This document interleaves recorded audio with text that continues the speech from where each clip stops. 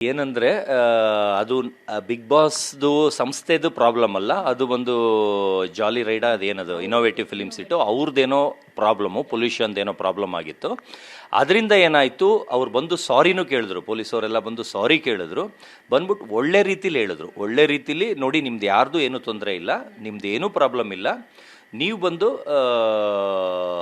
ಕಾರಣ ಅವರಿಂದ ನೀವು ಪಾಪ ಇದಾಗಬೇಕಾಗತ್ತೆ, ನೀವು ಅಲ್ಲಿಂದ ಆರ್ಡ್ರ್ ತರ್ತಿದ್ದಂಗೆ ವಾಪಸ್ ಬರ್ಬೋದು, ದಯವಿಟ್ಟು ತಪ್ಪು ತಿಳ್ಕೊಬೇಡಿ ಅಂತ ತುಂಬ ಸಹಕರಿಸಿದ್ರು. ಯಾರಿಗೂ ಏನೂ ತೊಂದರೆ ಮಾಡಲಿಲ್ಲ. ಬಂದರು, ಹೇಳಿದ್ರು. ಆಮೇಲೆ ನಮ್ಮನ್ನ ಸೇಫಾಗಿ ಎಲ್ಲ ಕರ್ಕೊಂಡೋಗ್ಬಿಟ್ಟು ಒಂದು ರಿಸಾರ್ಟಲ್ಲಿ ಇಟ್ಕೊಂಡಿದ್ರು. ಆ ರಿಸಾರ್ಟಲ್ಲಿ ಬಫೆ ಬರುತ್ತಲ್ಲ, ಬಫೆಲಿ ನನಗೆ ಗೊತ್ತು ಬಫೆ ಅಂದರೆ ಏನು ಮೀನಿಂಗ್ ಅಂತ. ಇನ್ನು ಮಿಕ್ಕಿದವ್ರಿಗೆ ಯಾರಿಗೂ ಮೀನಿಂಗ್ ಗೊತ್ತಿಲ್ಲ. ಅಂದರೆ ಎಲ್ಲರನ್ನೂ ಬಕ್ರ ಮಾಡ್ತಾ ಇದ್ದಾರೆ. ಬಫೆ ಅಂದರೆ ಇಷ್ಟ ಬಂದಷ್ಟು ಹಾಕೋಬೋದು. ಅದೇನಂದರೆ ಫಸ್ಟು ನನ್ನ ರೂಮ್ ಹತ್ರ ಬಂತ ಬರೋದು 1 kg ಮಟನ್ ಹಾಕೊಂಬಿಟ್ಟೆ, ಅರ್ಧ kg ಚಿಕನ್ ಹಾಕೊಂಬಿಟ್ಟೆ. ಚಂದ್ರಪ್ರಭಾ ಅವ್ರಿಗೂ ನೀವು ಇಟ್ಕೊಳ್ಳಿ ಸರ್, ನಿಮ್ಗೆ ಬೇಡ ಅಂದರೆ ನಾನೇ ತಿಂತೀನಿ ಸರ್, ಇಟ್ಕೊಳ್ಳಿ ಸರ್ ಅಂತ ಪಾತ್ರೆ ಖಾಲಿ ಆಗೋಯ್ತು. ಅಂದರೆ ಆ ಸಪ್ಲೈಯರು ಹೋಟ್ಲವರು ತಿರ್ಗಾ ಹೋಗಿ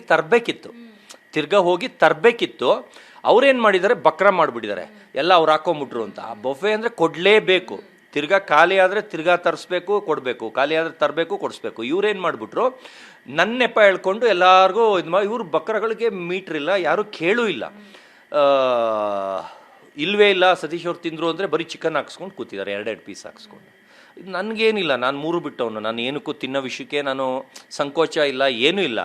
ಹಕ್ಕು ಬಫೆ, ಇವ್ರು ಪೇ ಮಾಡೋದು ಮಾಡೇ ಮಾಡ್ತಾರೆ, ನಾನು ತಿನ್ನಬೇಕು. ಚೆನ್ನಾಗಿ ತಿಂದೆ. ಹೆಂಗಂದರೆ ನನಗೆ ಬರ್ಗೆಟ್ ನಾಯಿ ಥರ ಆಗೋಗಿದ್ದೆ. ಯಾಕಂದರೆ ನಾನು ಮನೆಯಲ್ಲಿದ್ದಾಗ ಇವಾಗ ನೋಡಿ 1 ತಿಂಗಳು ಮುಂಚೆನೇ, ಹೋಗೋಕ್ಕಿಂತ ಮುಂಚೆ 200 ಇತ್ತು ಕೊಲೆಸ್ಟ್ರಾಲ್, ನಂದು 400 ಆಗೋಯ್ತು 1 ತಿಂಗಳಿಗೆ. ಅಂದರೆ ಯಾವ ಲೆಕ್ಕಕ್ಕೆ ತಿಂದಿರ್ಬೋದು, ಅಂದರೆ ಒಳಗಡೆ ಏನಾರು ಸಿಗಲ್ಲ ಅಂದ್ಬಿಟ್ಟು ಈ ಬರ್ಗೆಟ್ಟಂಗೆ 1 ತಿಂಗಳು 3 ಹೊತ್ತು ಮಟನ್ನು, ತಲೆ ಮಾಂಸ, ಕೋಳಿ, ಫಿಶ್ಶು ಎಲ್ಲ ಚೆನ್ನಾಗಿ ತಿನ್ಕೊಂಡು ಹೊಟ್ಟೋದೆ. ಆದರೆ ಒಳಗೋದ್ಮೇಲೆ ಅದು ಫುಲ್ ಬೇಗ ನಂದು 400 ಝೀರೋಗೆ ಬಂದ್ಬಿಡ್ತಾ ಅಂತ ಅನ್ನಿಸ್ಬಿಡ್ತು. ಆ ಲೆವೆಲ್ಗೆ ಮುಖ ಎಲ್ಲ ಸ್ಯಾಗಾಗಿ, ನಿದ್ದೆ ಇಲ್ಲದೆ, ಕಣ್ಣೆಲ್ಲ ಒಂಥರ ವಿಚಿತ್ರಾಗೆ ಆಗೋದೆ. ನಾನು ನೋಡಿದವರು ನಮ್ಮಮ್ಮ ಎಲ್ಲ ಏನು ಒಂದು 75 ವರ್ಷ ಥರ ಕಾಣಿಸ್ತಿದ್ಯಾ, ಅಷ್ಟಸೇ ಆಗಿಬಿಟ್ಟಿದ್ಯಾ, ಹಂಗೆ ಅಂದರು. ನಾನು ಹೇಳಿದೆ 2 ದಿವಸ ನಂಗೆ ನಿದ್ದೆ ಬಂದರೆ, ಯಾಕಂದ್ರೆ ನಿದ್ದೆ ನನಗಲ್ಲಿ ಸಾಕಾಗ್ತಾನೆ ಇರಲಿಲ್ಲ.